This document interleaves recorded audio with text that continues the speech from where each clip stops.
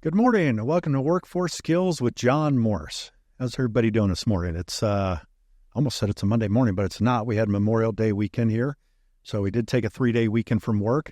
Today's Tuesday, so we only have a 4-day work week. We shut down all of our jobs in our office yesterday so everybody could enjoy the holiday. And today we're about to have 101 degrees out here in Phoenix, Arizona. It's going to be a hot one, so we got to make sure we're staying hydrated out there.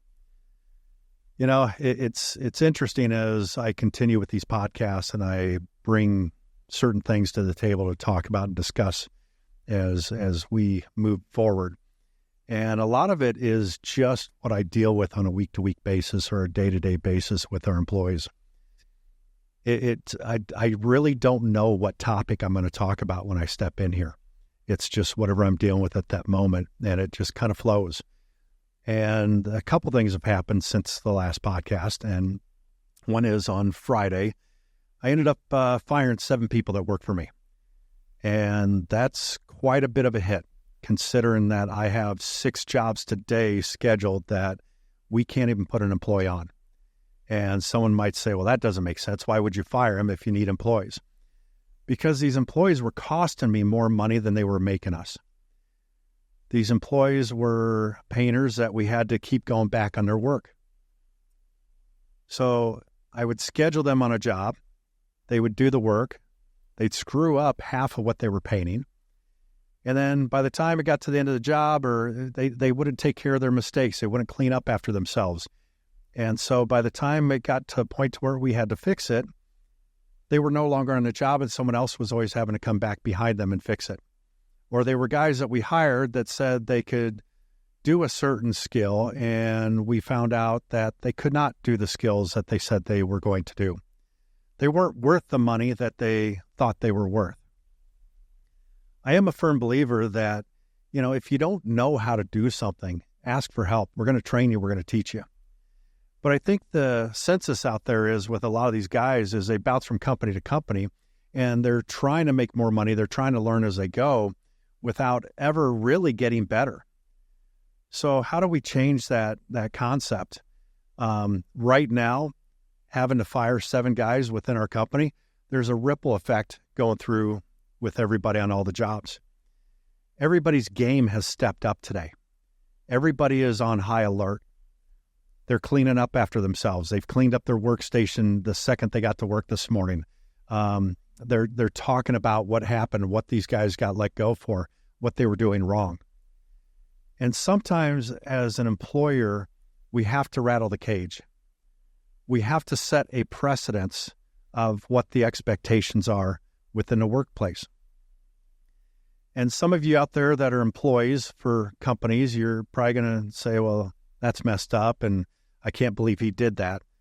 But if you're the one that's doing your job, and doing what you're paid to do, then you don't have to worry about being let go. It's the ones that come on with the false pretense of what their skills are, of lying to us that they can do the job that they can't do. That's where this creates the issue. So if you're constantly doing the right thing, if you're constantly doing the right job or trying to improve, you're not going to be one of those guys. The guys that got let go are the ones that constantly screwed up, that constantly made mistakes, constantly spilling paint. They would literally spray the exterior of a building and overspray a window without covering it first, and then not go back and clean it. That's the problem. That's the issue. Not taking care of your mistake when it happens. Not taking care of the spilled paint when it happens. It is easier to fix something the second it happens than to leave it for further down the road. Further down the road when you're on the job site or when you're not on a job site anymore and another crew comes in to do the final touch-up, final cleanup, and we think this job's running smooth and it's not. So now I have to have a conversation with my superintendents. Why is this happening? What's going on? And it's very difficult. So in order for us to change what's happening, I've had to shut down multiple jobs today because I don't have the manpower. But if I would have kept these guys and put them on these jobs, all that would have happened is I would have gone deeper in the hole. I would have lost more money on these jobs. It's not worth it to keep them on board. I'm going to create a revolving door of employees until I find the right employees. the right employees that care about their job, the right employees that can do what they say they can do. It's not worth it for you to come and lie to us and tell us that you can do something you can't, because you're just going to end up in the same boat, the same situation. Come on board, be honest, tell me what you can and can't do. I will pay you accordingly. We do pay a fair wage, and you're worth what you get. But to lie about it to make more money isn't worth it. And it's amazing how many guys out there think they're worth more than what they really are. Let us train you. Let us teach you. We'll get you to that level. So as we look at this situation, and I had a meeting with all our superintendents, I had a list on a tablet, a paper of the ones I was going to let go. But what we did in this meeting is I asked everybody, the superintendents, I said, I want every single one of you to write down on a piece of paper the name of the worst painter, or the person, the employee that you're having the worst problems with, the one that doesn't listen, the one that talks back, the one that doesn't care, the one that always shows up late. And we're going to fire that person. And some of them hesitated. And I said, here's the deal. Either you put a name down there of the employee that's causing us the most problems, costing us money. Either they get fired or you get fired. And every single one of them wrote names down. The interesting part of this is the names that they wrote down amongst all of them were the exact same names that I wrote on my list. And all of them were let go. And it's a tough situation because I have to look at this, that it does affect other people's lives and it does affect their income. But at the end of the day, they did it to themselves. They did it by lying. They did it by showing up late. Some of these employees have been written up time and time again. They obviously don't care. Why would I keep someone working for me that doesn't care? They don't care about the quality of their work. They don't care about showing up on time. They don't care about their fellow coworkers. They don't care about anything except themselves. And I get that we're all in this for ourselves and we're trying to make money and we're trying to raise our families and do the best that we can. But it doesn't work by doing it that way. We have to get back to basics. We have to get back to the basics of doing the right job, doing what we're paid for. You know, it's tough right now. I lost a good friend on Sunday. He passed away Sunday morning. He had actually worked for me for about 9 years, and we have become very close. And this guy is one of the hardest, one of the best workers I've ever had, and we became friends. And he had a mindset that he treated the company as if it was his own. When employees weren't working out or there was a problem, he helped get rid of them. He helped make them better. He helped in whatever way he could. He had a way of knowing whether a guy was going to make it or not. He had a way of knowing whether one of the painters could be trained properly or not, whether they showed the drive, the interest to do it. He would push them to their limits and above and beyond and made them better than what they thought they were. This man will be a huge loss to our company, and it's very unfortunate. But he has a very, very close place in my heart with everything I've done within this company. He's helped me grow the company. He's the reason I have certain employees. He's the reason why some of my employees are as good as they are today and why some of these employees have become my best friends because of the way he built them up. It's hard to replace somebody like that. It's hard to find somebody that can do what he did. But I have to sit here and think about all the good things about him. I'm not going to sit here and cry and lose sleep over this. I'm going to think about all the positive that he brought to the table. What did he do that made him so different than everybody else? This man never asked for a raise. He never missed a day. He never called out sick. They just don't make him like him anymore. He's 66 years old and he still showed up to work every single day, even through his battle with cancer until the very end. Up to 3 weeks ago, he was still coming to the shop and working. It's interesting how his drive was different than most people. How do we find that? How do we make that within ourselves? How do we get that?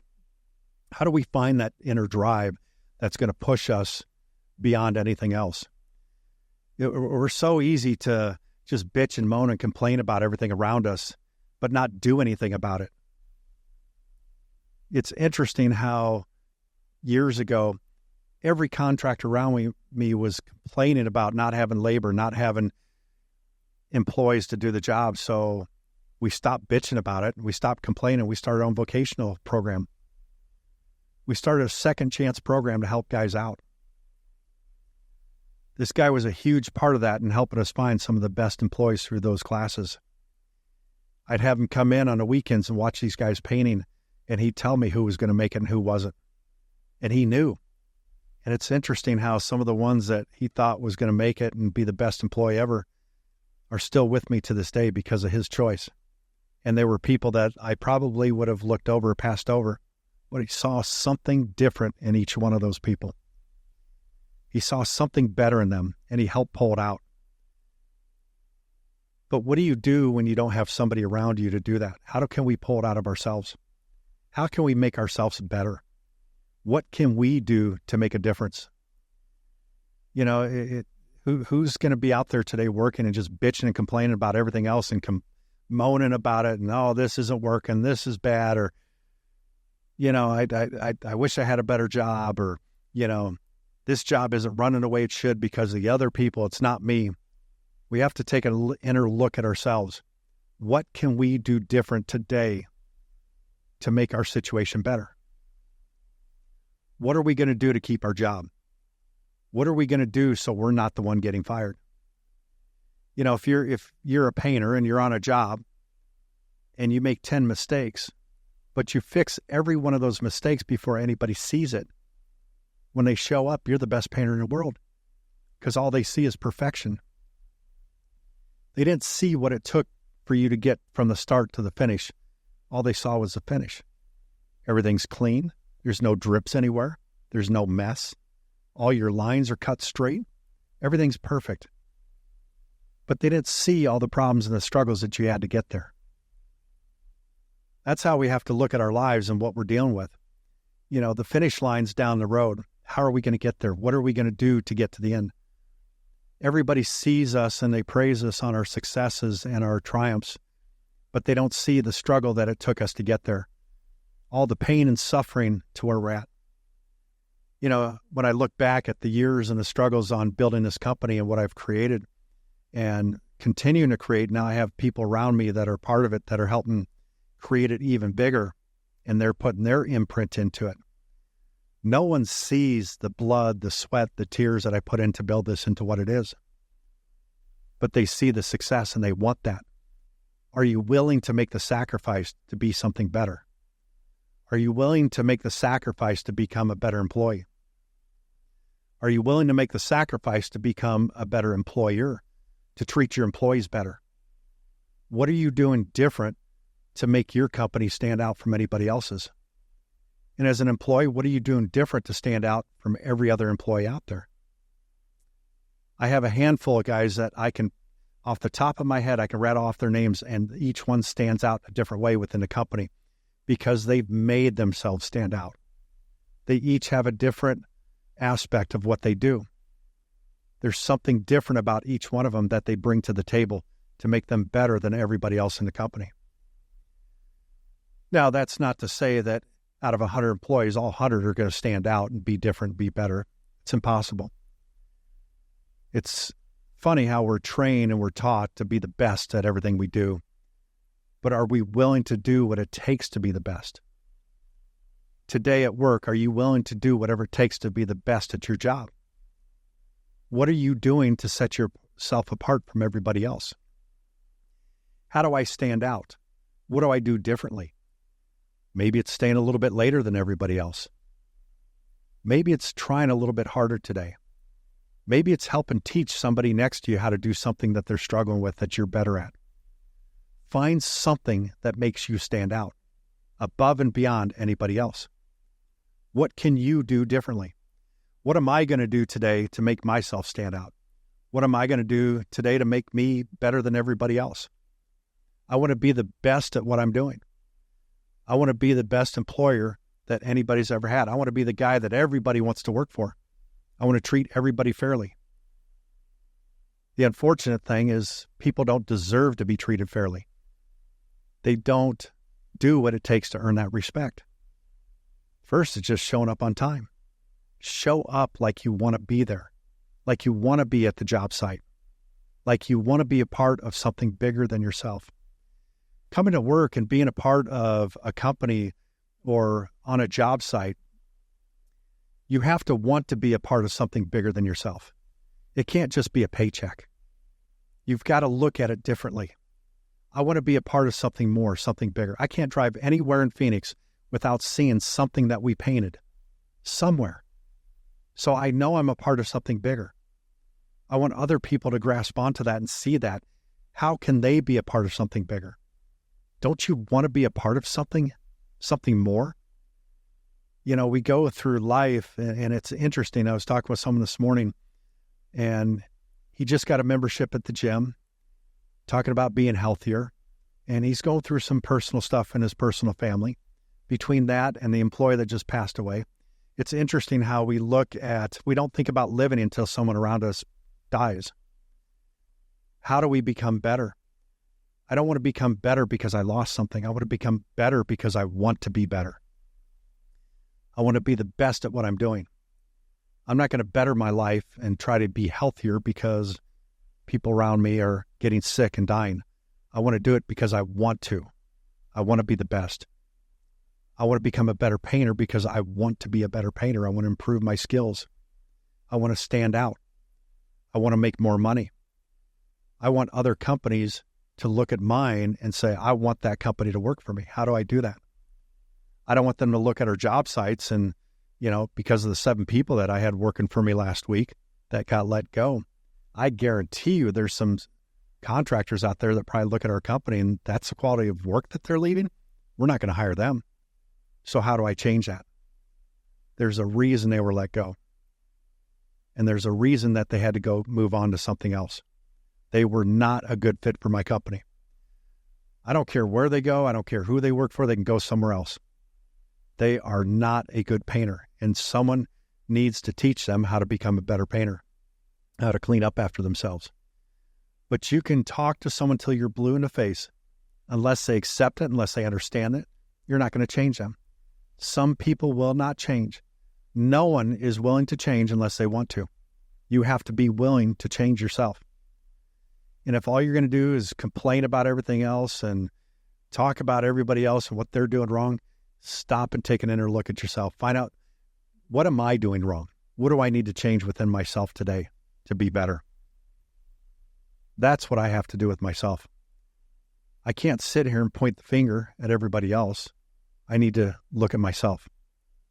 I shouldn't point my finger at everybody else and blame them for what's going wrong on a job site. What can I do to change? Today, things are changing within the company. Our superintendents are on point. They're out there walking to jobs. They know I'm going to be out there walking to jobs. I'm going to pay closer attention. Maybe I'm the one that kind of stepped back. Maybe I haven't taken the time out there to walk these jobs, and that's something that's changing this week. I'm going to be on the job sites more. I'm going to start looking for the issues that could possibly happen before they do happen. That's what I need to do differently. What can we do in a workplace to make it better? Whether it's taking pride in your job, showing up on time, we have to do something different. So as you show up, it's time to make a difference. It's time to do something better. If you're not happy where you're at, just leave. Go somewhere else. Why be miserable at the job site? Why be miserable where you're at? You don't need to be. If you're not happy with the company you're with, find a different company. But if you're going to stick with that company, make a change, make something different, make it work for yourself. Make it work for the people around you. Because how do you think the people around you feel when you come to work and all you do is complain, or you get upset, or you blame everybody else for what's going wrong on the job site? Oh, this isn't working out today because of this person. Or I can't believe they scheduled us in here. There's 10 other trades in here working with us. That's construction. That's new construction. That's every job we're on. We don't do residential. We do mostly new construction, new builds. There are trades upon trades on top of trades. It's going to happen. Right now, we're on the largest construction site in North America, a place called TSMC. There are 16,000 construction workers out there every day. There's horizontal, vertical, and underground going on at all times. This job has been going on for quite a few years now. It's unfortunate they had their first death out there. It was bound to happen about a week and a half ago. But when you have that many people working on top of each other, you have to make sure you're doing your job. You have to do it right. Everybody counts on you to do your part correctly. And that's how you have to look at it. You can't show up to work and just not care. If that's the case, stay home. We don't want you at work if you don't care. Well, John, that's cold-hearted. No, stay home. Come to work and put out. You're being paid to do something. Do it. I don't know if it's the change in the generations. I don't know if it's a change in the mindset. I don't know if people have just become lazy lately. But you have to come to work. You can't just show up and walk around all day and expect to collect a paycheck. It doesn't work that way. You come to work to do a job. You have to be there for a reason. You may as well do something with that time. You may as well be productive. I guarantee you will get more satisfaction out of being productive and doing something right during the day than if you're just walking around wasting time. Man, time flies when you're doing something productive.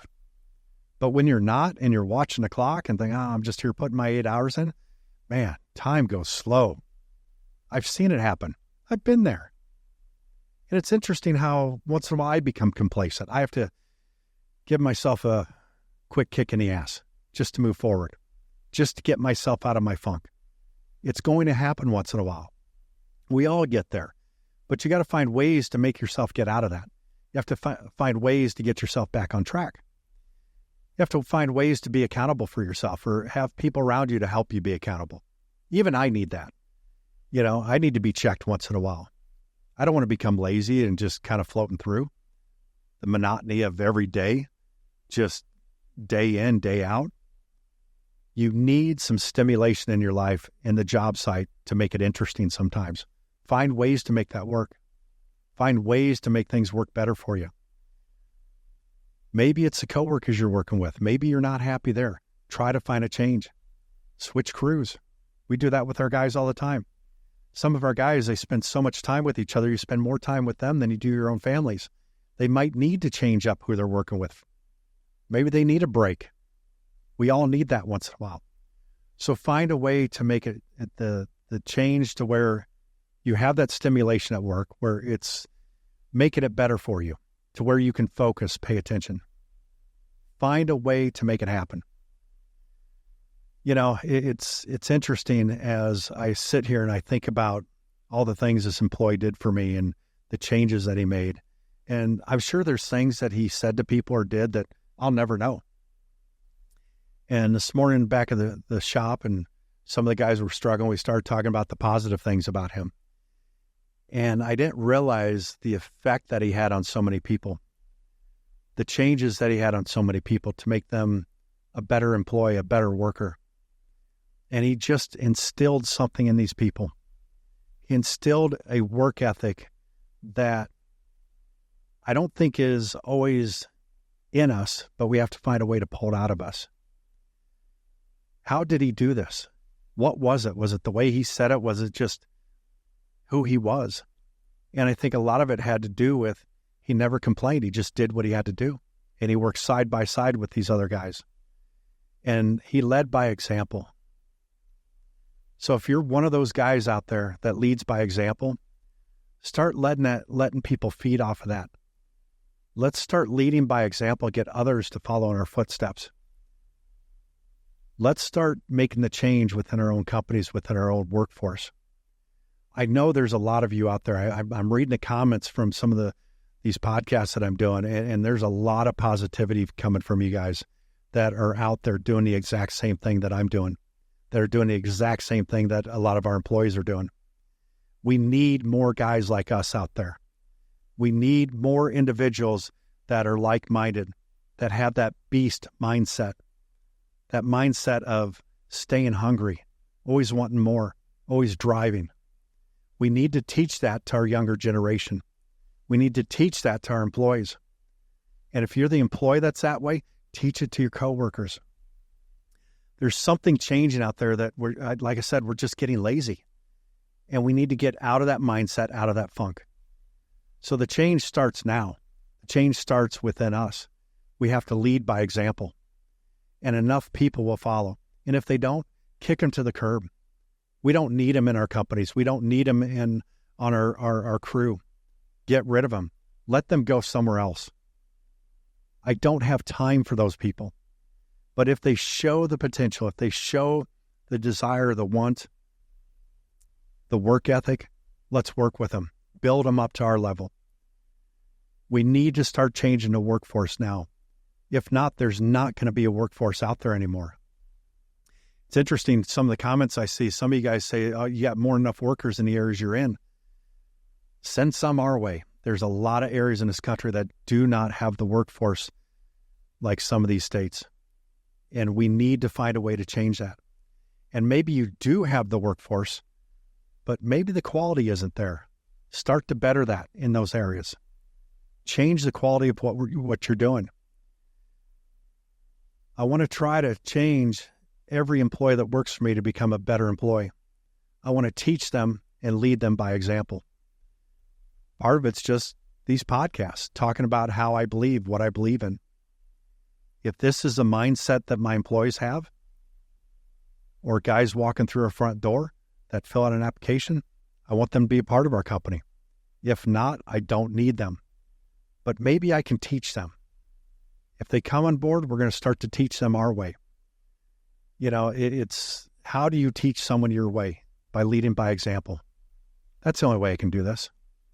I can only lead by example and teach someone the way I am. And either you accept it or you don't. I'm not in this to make friends. I'm in this to make money. I don't see color. I don't care what your background is. The only color I see is green. And that's money. We're in this for one purpose. You want to make money? I want to make money. We can do it together. We do it by working hard. We do it by doing the right thing. We do it by doing right by each other. And I do see the negative comments that I get from these podcasts about guys saying, oh, we'll pay more, you'll get better help. That's a bullshit comment. That does nothing out there. Everybody thinks they're worth more than what they are. And every single guy that has worked for me that says that can't do what they say they can do. So take an inner look at yourself. Maybe you're that guy. Start to change the way you look at the situation. You want more money? Put out more. You want more money? Do better at what you're doing. Become the better employee. Become the better worker. That's what you have to change.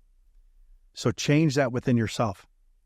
So as I go about my week this week, after everything I've been through over the last 5 to 6 days, I have to reevaluate how I do things. I have to reevaluate how I'm training my people, how I'm teaching them. I have to take an inner look at myself. Am I doing the right thing? Am I leading by example the right way?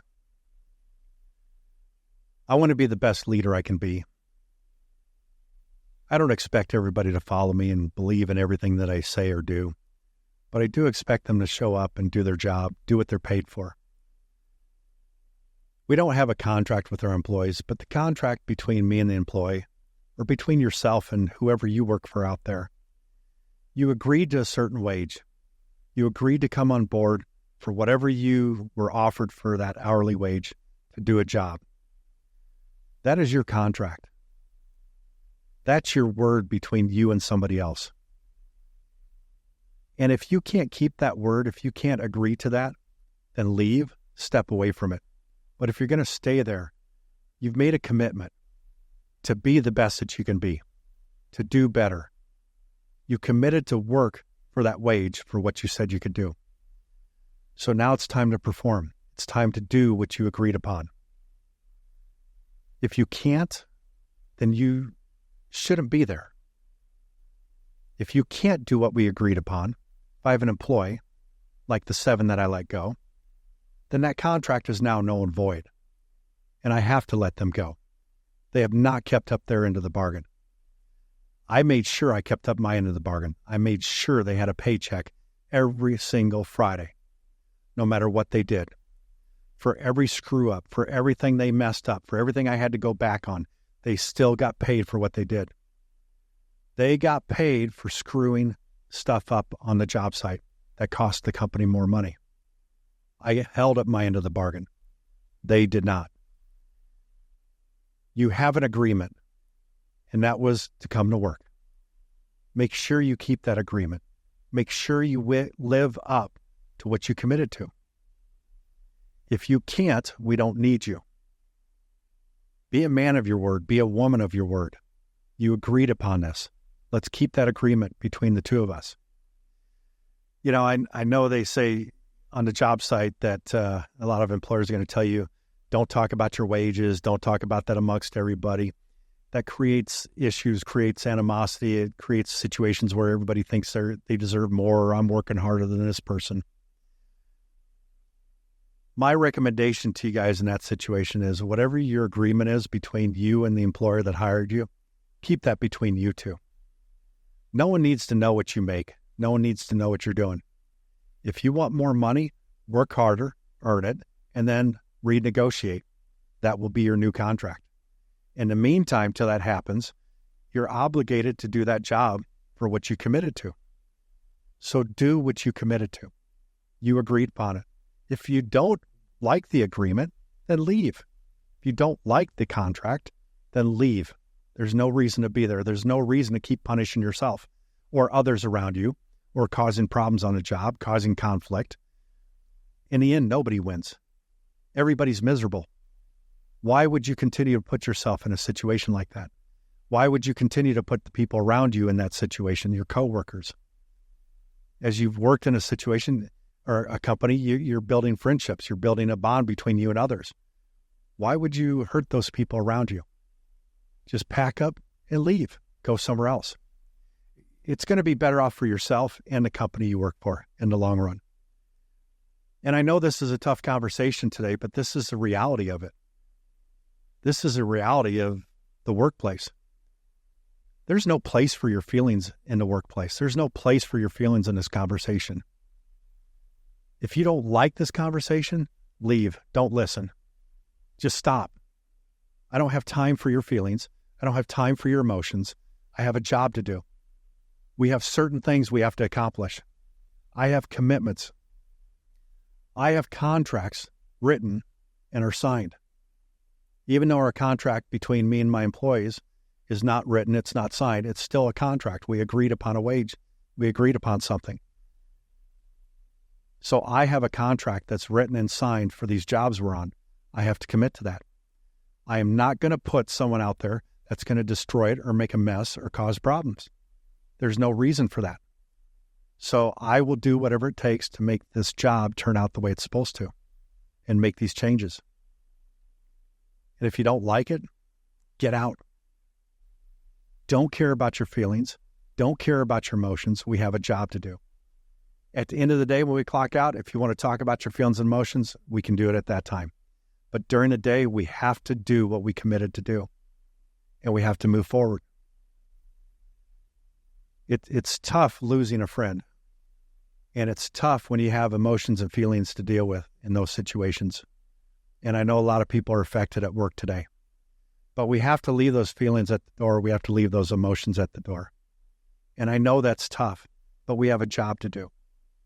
And I know if he was looking down at me right now, he would say, John, keep moving forward. Keep doing this. Carry on. Because he always told me he left his emotions and feelings at the door. He didn't have time for it in the workplace. And I believe that. And I know what he believes in is along the same mindset of what I believe in. And this man came in beast mode every single day. He worked his ass off. He never complained. And he showed up even when he was in pain and fighting his cancer and doing what he went through. Even when I told him to go home, he wouldn't go home. He kept coming to work. He kept showing up. And on the days that he couldn't make it to work and he was too sick to get out of bed, I made sure he still had a paycheck. So you might say, well, John's cold-hearted. This is a screwed-up conversation that he's having. I can't believe he's saying all this. But in the end, every day that this man was sick for the last year and a half, that he did not show up to work, I made sure he got paid whether he was there or not. That's the commitment that I made to him because of what the commitment he made to me. He showed up. He never called out sick unless he was really sick until he actually got cancer. So in a situation like this, I took care of him more than I think any other employer would have done for anybody, because I look at him as if he's family. He is my brother, and he will be remembered for a very, very long time. And today's podcast, I dedicate to him, and he'll be remembered forever within my company. So on that note, I'm going to cut this one a little bit short, guys, but thank you for joining me. And remember, as you're working out there, stay hungry.